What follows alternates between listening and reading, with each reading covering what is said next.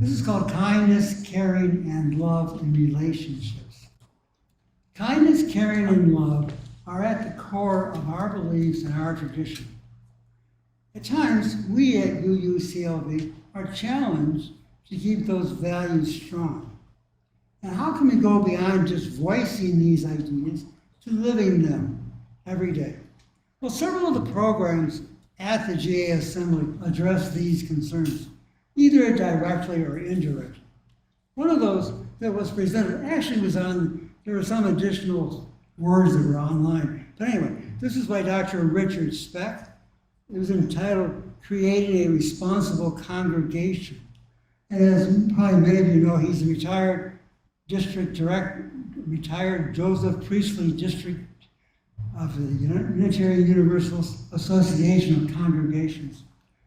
And today I would like to discuss the concepts that he presented and to relate this to ways we at UUCLV can improve the quality and the effectiveness of our communications. He describes how we live in complex emotional states, and these determine how we relate to each other. And our reactions are they're automatic. That is, they happen even before we're aware of this.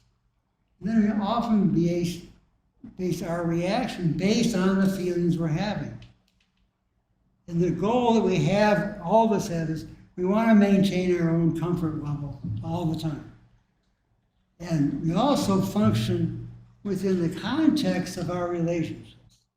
So we have relationships and we function based on those relationships. And sometimes, if we are driven only by our emotions, we may lose clarity, good judgment, and a sense of kindness. And so it's important to try to move from pure emotion to more thoughtful responses, which also allows us to be more aware of and respectful of our own and other people's feelings. Everybody who's in a conversation will have their own emotional response. Recognizing our emotions, recognizing our emotions and moving from simple feeling to feeling and thinking can help us to act more in kindness. Paying attention to the impact of our behavior on others can help us decide to make changes in how we communicate. It is a natural state for all of us to maintain a certain level of inner comfort. We do this in a number of ways. If we have a more positive sense of ourselves and self-awareness and the needs of others, then if we're there, we're not as dependent on having to get that from other people. When the traits are not as available, inner comfort is not as strong, and then that person looks outside of them to get that comfort. They're more passive, they have to adjust and try to win their approval, or that person may react more dogmatically, more angry, and then they proclaim how others should be.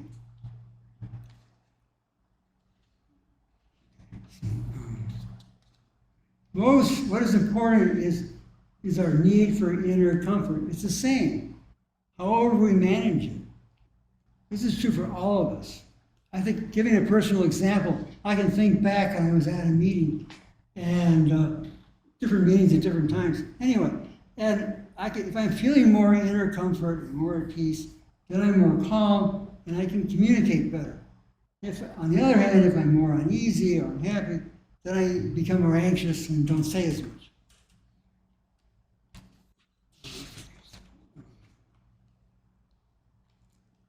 Also, the concepts he talks about apply to individual interactions, but also as a group.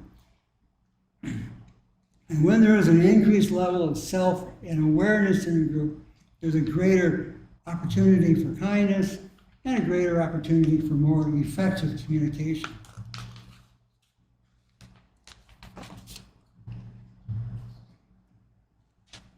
In those times, we have, like I was saying here, we have more thoughtful sharing, allows for more positive results. And so, moving away from this for a second, So basically what we're talking about there, if we're able to engage in a more thoughtful way, we're going to be more productive. If we're given over just to our emotions, then we're the victim of that. So what can we do to help us? We observe and identify our emotional state and what are the triggers for our emotional response. And what makes me feel more out of control? I need to know that and identify. I also need to be more observant and respectful of the emotional state of others. We need to think about what has happened in a given situation and try to understand it at a deeper level. We need to be more aware of our own vulnerabilities and how can I manage my feelings. We also need to be understanding and accepting of others, and others may respond differently than we do. And we can get at that by asking questions. We need to acknowledge the differences is important. We need to also, as we go through this, we need to investigate other ways. How can we improve our own self-esteem, our own self-value? We need to practice deep listening. We need to not interrupt. We need to make I statements. We need to state our ideas clearly. So, as I said earlier, Dr. Speck gave us a very interesting talk, gave some interesting ideas, and I think we can apply these or work these for our whole congregation. We can do better as a group. Thank you.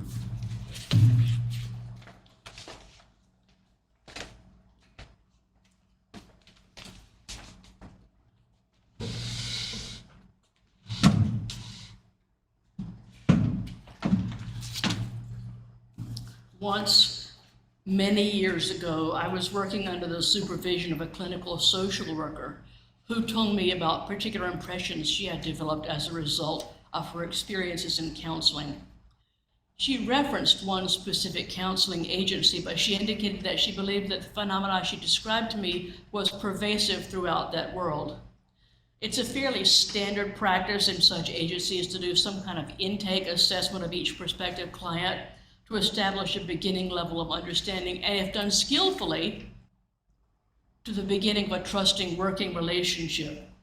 You might find it helpful to imagine your physician or your physician's nurse doing a similar intake on you by asking about your medical history. Have you ever been hospitalized? Have you ever had this or that disease? Do you have this or that health-related habit like smoking or exercise or wearing a seatbelt? Similarly, mental health practitioners of that time tried to assess the possibility of past traumatic events, and they were known to refuse to accept people with obvious red flags as clients, as the aftermath can be very difficult to treat. We live in a hurry up and do it cheaply kind of a society, and that mentality is just not very helpful in treating the symptoms of trauma. She said that what the mental health community was learning, and maybe have learned by now, was that trauma was far more common than was once believed, and that symptoms attributed to something else were very often trauma responses. I remembered that, and so I was especially drawn to the workshops at General Assembly that dealt with trauma. One led by Reverend Rosemary Bray McNatt, and the one I'll talk about today called Trauma and the Spirit, led by Reverend Leslie Takahashi, Michael Macias, Morena McGregor, and Matt Meyer. Much of the language of my presentation today comes directly from slides used in that workshop. They began by giving several definitions of trauma, perhaps encapsulated in a quote of Serene Jones, who is the president and Johnston Family Professor for Religion and Democracy at Union Theological Seminary in New York City. She describes trauma as the extensive wounds that events of overwhelming violence can inflict on the souls, bodies, and psyches of people. This includes not only the wounds resulting from physical and sexual violence, but also emotional, relational, spiritual, and institutional religious violence. In her book, Decolonizing Trauma Work, Indigenous Stories and Strategies, Renee Linklater notes, trauma refers to a person's reaction or response to an injury. She quotes researchers who write that trauma is not a disorder, but a reaction to a kind of wound. It is a reaction to profoundly injurious events and situations in the real world, and indeed a world in which people are routinely wounded. She also points out that a characteristic of trauma is that the responses, attention, perception, arousal, and emotion all tend to last well beyond the existence of a dangerous situation. We probably understand the following as trauma-inducing, things like combat fatigue and child abuse, domestic violence, sexual assault, major accidents, life-threatening illness, whether one's own or that of a loved one, prolonged severe stress, the death of a close friend or family member, but consider these also. The trauma of those in governmental leadership recently, spreading false news and telling lies publicly, causing the populace to wonder, hey, am I even capable of telling the difference between what is true and what isn't? The pandemic and the accompanying fear of death. Gun violence, so it just happens routinely these days. Not the one that I shared earlier, but within the past week or two, one in Maryland, almost every day in Philadelphia. Also, many societal ills like racism, sexism, homophobia, classism, ableism, transphobia, ageism, all of these are traumatizing to those on the short end of those interactions. More than a few times I've noticed trauma responses related to one of these isms. Lastly, on this aspect of trauma, there is such a thing as epigenetic trauma. In that form, the genetic material of a victim of trauma is changed. Not surprising, as we know that memories of trauma are stored in the body. Hence, the damage inflicted by the traumatizing event is passed on along with other inherited traits, like the color of your eyes. Keep this in mind the next time you interact with a representative of an oppressed group. Regular exposure to traumatic events has a cost, and it may well be considerably more widespread than we think. We UUs, along with others of Northern and Western European descent generally, will typically try to think our way into understanding. Often this is useful, but in terms of recognizing and being helpful with trauma victims, our intellectual approach may not be the best. Mental health professionals have noted for some time that memories of trauma are stored in the body. A number of trauma survivors have only fragments of intellectual memories of the traumatizing events themselves and may never be able to speak their way to healing. One of the things from the workshop that I found most interesting is that our usual heady approach to life actually makes it harder for us to recognize the signs of trauma when we see them. So how can we begin to suspect we are seeing trauma responses and not some other form of mental unwellness? This is not any kind of an absolute indicator, but it's still a little bit telling. Notice when somebody is having trouble coping with something that most people can cope with okay. Notice when they're easily overwhelmed. Notice when a lot of people think they're overreacting to something that might be pointing to a past of trauma. Might be. How does trauma show up in the spirit, and what makes it a concern for UU congregations? It reduces trust. It creates disillusionment. It makes people isolate themselves. It separates people from the community. It makes us more volatile emotionally, and it makes us more vulnerable to false news. Helpful responses include listening without judgment or trying to fix anything, acknowledging trauma as a real thing, encouraging direct, clear communication. Things like gaslighting, bullying, and victim blaming all make things worse. Avoid spiritual bypassing, that is, thinking that spiritual development can substitute for emotional work. Committing to inclusion and diversity, offering choices, creating rituals that offer embodiment, avoiding shaming and blaming, equipping leaders with trauma training. Some things not to say that are just not helpful with trauma. Well, you must have done something to deserve this. We don't air our dirty laundry in public. You should forgive and forget. Time you got over that, all thinking people know that, whatever they should know.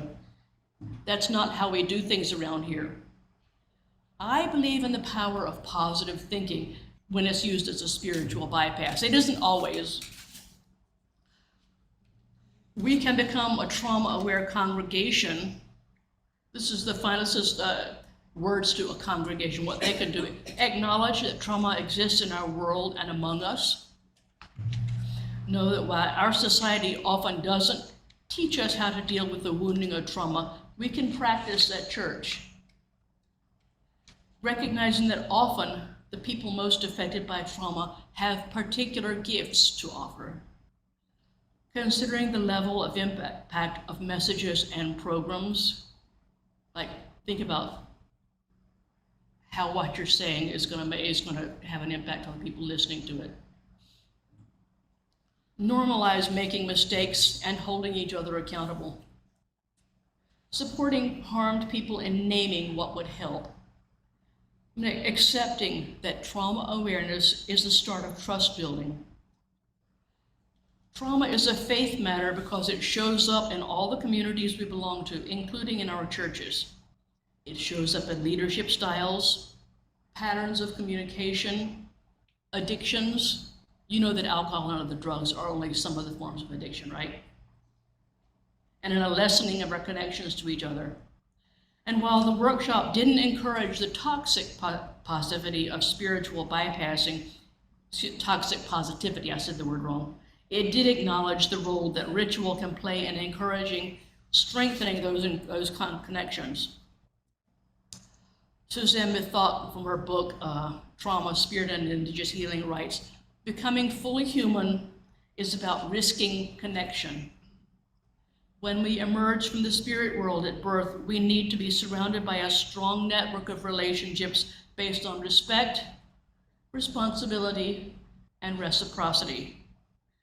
These relationships teach us the skills we need in order to know ourselves, know others, and take up our responsibilities in the world. If we do not have that network in childhood, then we have two paths. We can spend a lifetime repeating the disconnection that we have inherited, or we can seek change through connection. Thank you.